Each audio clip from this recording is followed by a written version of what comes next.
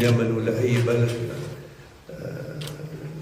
سبق لي انه دربت في فلسطين 8 سنوات، انه هو تحدي. انا مش تحدي، انا جيت كانسان عادي جاء في بلد عادي في ظروف ممكن الناس تحكي عليها ظروف صعبه، لكن ظروف ما نقولوش استثنائيه، ظروف اليمن.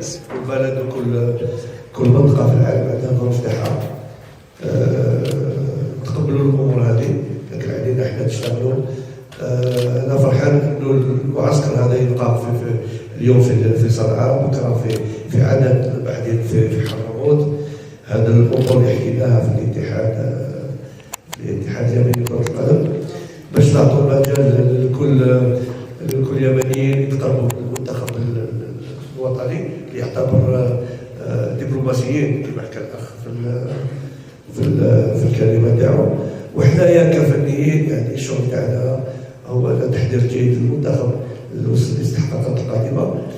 يعني الاستحقاق القادم اللي هو في 21 مارس ضد المنتخب الاماراتي، يعني كما حكينا اللاعبين الاهم المهم والاهم في هذه المباراه، لابد علينا نعملوا نتيجه ايجابيه.